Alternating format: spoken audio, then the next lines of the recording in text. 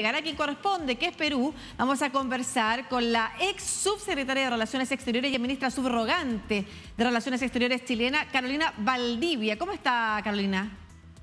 Hola, Lucía, muy buenos días. Muchas gracias por esta conversación. Primero, para entender más de fondo de qué se trata esta pugna y si efectivamente Andrés Manuel López Obrador, el presidente mexicano, tiene las atribuciones para decir a quién entregarle y a quién no la presidencia pro tempore de la Alianza del Pacífico. Partamos por eso. ¿Hay alguna atribución desde el punto de vista técnico, jurídico, enmarcado en el tratado, que le permita a Andrés Manuel López Obrador entregar la presidencia pro tempore? No, Lucía, no hay ninguna atribución. En ese sentido, la declaración que emitió la Cancillería peruana es correcta. Es decir, aquí hay un acuerdo a través del Tratado Marco de la creación de la Alianza del Pacífico, en virtud de la cual se ejerce de manera rotativa y anualmente la presidencia de esta alianza por parte de los 4 países miembros, por periodos anuales. Efectivamente, han habido ocasiones, recordemos la última fue en la pandemia, donde se retrasó más o menos un semestre la entrega de la presidencia pro tempore de parte de Chile a Colombia, pero eso fue una materia consensuada con los 4 países de la alianza. Es decir, aquí no hay ninguno de los 4 países que pueda, entre comillas, llevarse la alianza para la casa y decidir a quién le entrega o no le entrega la presidencia pro tempore. Perfecto, y entonces tampoco hay antecedentes de algún gobierno que se haya decidido, como usted dice, llevar la presidencia para la casa o que haya decidido no entregar la presidencia pro tempore en el tiempo que lleva la Alianza del Pacífico. Efectivamente, así ha sido. Y esto nos recuerda, lamentablemente, a otra de las instancias de integración regional, donde se ha terminado politizando las instancias y, por lo tanto, llevan a su paralización. Y esto sería muy lamentable porque la Alianza del Pacífico ha sido uno de los pocos entes de organización regional que ha trabajado bien, porque tiene una agenda muy pragmática, porque no tiene burocracia, porque precisamente ha trabajado a través de estas presidencias pro tempore, con mandatos muy acotados y muy determinados, y por lo tanto ha sido hasta ahora una experiencia muy exitosa. Perfecto. Y lamentablemente esto, como nos recuerda, digamos, yo me recuerdo específicamente a UNASUR, cuando no se quiso designar a un secretario general, que se requería la unanimidad, el consenso de todos los países miembros de UNASUR, y eso terminó en definitiva paralizándose y llevándose prácticamente a la defunción de la UNASUR. Vamos a conversar. Claro, vamos a conversar de eso porque efectivamente en el medio de las alertas que hacen distintos analistas sobre lo importante que es que Latinoamérica se una, y también los llamados que han hecho diversos presidentes de la República hoy en ejercicio a generar un bloque más fortalecido, se están, como usted señala, debilitando los bloques, los pequeños bloques que existen.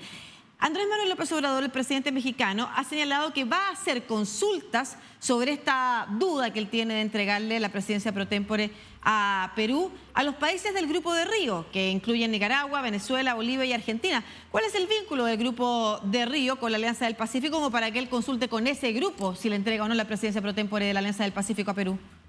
No, son dos cuestiones que son absolutamente distintas, porque además la alianza es un bloque que está constituido a través de un tratado internacional, tratado que ha sido aprobado por cada uno de los parlamentos de estos 4 países. O sea, recordemos que aquí intervienen no solamente el Poder Ejecutivo, sino que también los legislativos, precisamente que ha sido como el caso de la alianza. El Grupo de Río es una concertación ad hoc, una concertación que ha llevado adelante determinados procesos, sobre todo de mediación, en situaciones de conflicto en países de nuestra región, de Latinoamérica, pero no es un organismo que tenga una injerencia sobre otro, como es el caso de la Alianza. La Alianza tiene su propio proceso, sus propios procedimientos, sus propios mecanismos, y es allí donde habría que resolverse. A mí me parece que esto es una equivocación o alguna señal que quisiese entregar el presidente Manuel López Obrador, pero la verdad que no tiene nada que ver la Alianza del Pacífico con el Grupo de Río. Ex subsecretaria, a propósito de señal que usted señala, ¿cuál sería la señal y de qué manera podemos comprender que por una parte considera Andrés Manuel López Obrador, el presidente mexicano, que el gobierno del Perú es un gobierno espurio y por otro lado le quiera pedir la opinión, por ejemplo, a países como Nicaragua o Venezuela, que tienen efectivamente calidades democráticas hoy en día no solamente puestas en duda, sino que ratificadas incluso por organismos internacionales respecto de cómo vulneran los derechos humanos y también cómo efectivamente han perseguido opositores y otras materias que tienen que ver precisamente con lo que podría entrar dentro de la categoría de gobierno espurio? ¿Cuál es la señal que se quiere dar o cómo se explica? Sí, a ver, no es muy explicable. Yo también aquí coincido en la perplejidad que puede haber generado una alusión de esta naturaleza. A ver, ¿qué es lo que está pasando? El presidente AMLO en México, recordemos que apoyó inmediatamente al expresidente Pedro Castillo, que lo acogió, que lo iba a asilar en su embajada, de hecho dio asilo a la familia del expresidente Castillo tras el autogolpe, y además ha generado todo un movimiento o tratado de generar un movimiento regional. Recordemos que hay una carta firmada por 4 presidentes de Sudamérica, con países tan importantes como Argentina, Colombia, Bolivia o México, señalando que no hay un golpe y que el presidente legítimo de Perú es Pedro Castillo. Y esto la verdad es que es totalmente inusual, es una cuestión de injerencia en asuntos internos de otros países. Puede no gustarnos lo que sucedió con el presidente Castillo, podemos estar en desacuerdo de las tensiones que se han generado entre el legislativo y el ejecutivo peruano hace ya un tiempo largo. Recordemos que llevamos más de 6 presidentes en un periodo muy breve, un espacio muy breve de tiempo. Pero aquí lo que está pasando, y esto demuestra por qué también la integración regional no funciona y no ha funcionado, porque no queremos aceptar lo que dicen los ordenamientos jurídicos internos de cada uno de los países. En el caso del Perú, situación muy crítica, situación muy delicada. Recordemos que el presidente Castillo dio un autogolpe donde se atribuyó facultades exclusivas del Poder Judicial, de la fuerza, del Poder Legislativo, iba a gobernar por decreto, iba además a llamar a una asamblea constituyente. Y entonces, por lo tanto, operaron las normas peruanas en el sentido de que el Congreso, en uso de sus facultades, lo vacó por incapacidad moral permanente, y luego le toca asumir la presidencia, nos guste o no, a quien era hasta entonces su compañera de fórmula, la ex vicepresidenta Dina Boluarte. Y ella, por la Constitución propia del Perú, tiene todo el mandato, o tiene el derecho, o tiene el deber, digamos, y la responsabilidad de continuar con el mandato del expresidente Castillo hasta que este culmine en el año 2026, más allá de lo que pueda decidir finalmente el Congreso de adelantar o no las elecciones. Las elecciones. Así es. Pero eso con lo que nos tenemos que quedar, es decir, esta es la normativa peruana, esta es la normativa que hay que atenerse, y hay que ayudar a resolver a los países de nuestra región en lo que se pidan por parte de esos terceros países para salir adelante de estas crisis, pero sin determinar a quién le corresponde o no ejercer una determinada presidencia, más cuando se ha seguido el procedimiento constitucional peruano. Sí, es importante lo que usted señala respecto de la debilidad de los grupos que se han intentado como armar.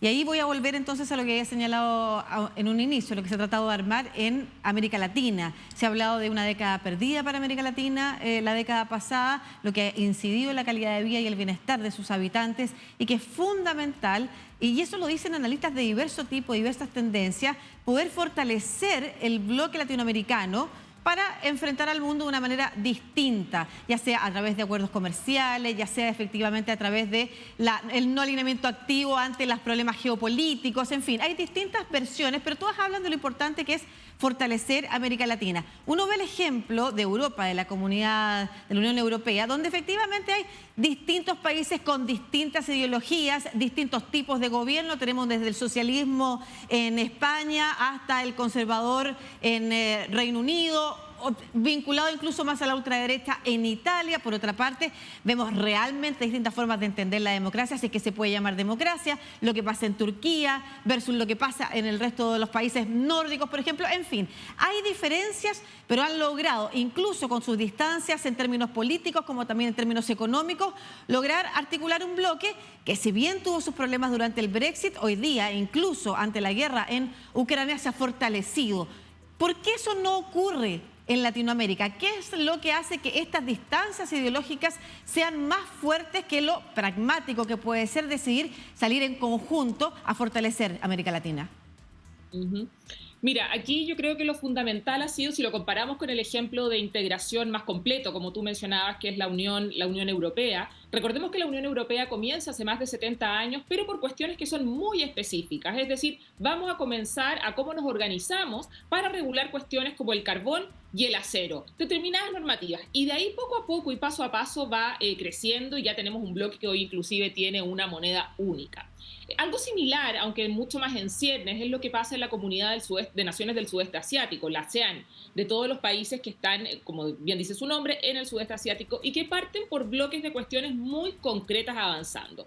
En el caso de Latinoamérica en general, y también de Sudamérica, cuando vemos en los aspectos más bien subregionales, se ha tratado siempre de comenzar por arriba, es decir, vamos a tener grandes cumbres de presidentes, vamos a tener un parlamento latinoamericano o sudamericano, vamos a tener bla, bla, y un montón de instituciones, pero nos vamos y nos alejamos mucho de cuáles son las necesidades efectivas de la ciudadanía y dónde y por qué un procedimiento de integración los terminaría beneficiando.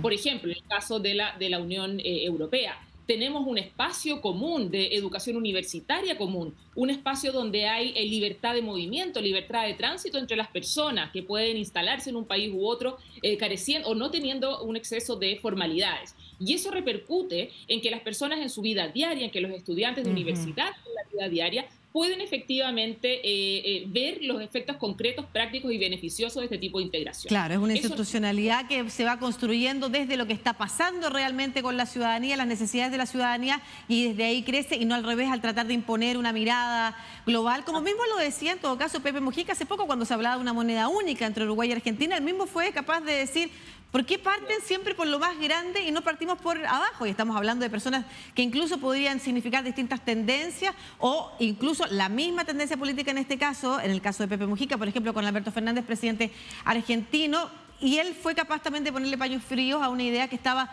creciendo y que parecía en términos ideológicos, claro, muy atractiva, la idea de unir Latinoamérica, en fin, pero prácticamente es muy difícil de concretar. Partamos de abajo hacia arriba, partamos con lo que tenemos. Tenemos una moneda, decía, común, tenemos formas de nosotros entre Argentina y Uruguay generar negocios en comunes y no estamos usando eso. ¿Para qué entonces pensaríamos en los otros? Es bien interesante lo que usted señala, Carolina, y desde ese punto de vista entonces la pregunta que nos queda es cómo salvar la Alianza del Pacífico si efectivamente está en debilidad, está en tensión al punto de que podría quebrarse otra de las organizaciones que ha tratado de unir a Latinoamérica, y ahí consultarle también qué deberían hacer entonces Chile y Colombia en el marco de esta pugna que tienen a raíz de las declaraciones del presidente mexicano, México y Perú. Sí. Es una muy buena pregunta, y ahí lo que yo apelo, especialmente en el caso de Chile, en el caso del presidente Boric y de su canciller, es hacer notar cuáles son los mandatos que existen y jugarnos y estar dentro de lo que dice el acuerdo, el tratado constitutivo de la Alianza del Pacífico, lo que ha dicho la historia de más de 10 años que tiene la alianza y cómo ha ido funcionando. Y con esta visión, tratar de convencer o hacer el caso frente al presidente Andrés Manuel López Obrador y frente al presidente Petro de Colombia. Ahora, recordemos también que aquí añadimos una tensión adicional, que es cuando el legislativo peruano acaba de nombrar o declarar persona non grata al presidente Petro de Colombia. Entonces, hay muchísimas tensiones en este momento y yo veo que Chile podría ser el único país que juegue un rol más bien articulador, de poner paños fríos y de pedir a todos los consocios de la alianza, por el bien precisamente de este organismo de integración regional, de seguir adelante con los procesos mismos que establece el tratado. Siempre en estos casos, cuando hay visiones tan distintas, aquí lo fundamental es ir a lo que dicen los instrumentos constitutivos. Creo que esa es una manera segura, una manera democrática y una manera que además goza de una transversal aceptación de parte de nuestros países y de nuestra ciudadanía. Muchas gracias, Carolina Valdivia, investigadora del Centro de Estudios Públicos, también del Centro de Estudios Internacionales de la Universidad Católica, además ex subsecretaria de Relaciones Exteriores, también ex ministra subrogante, por esta conversación con DNews para toda Latinoamérica a través de DNews. Un abrazo, que esté muy bien.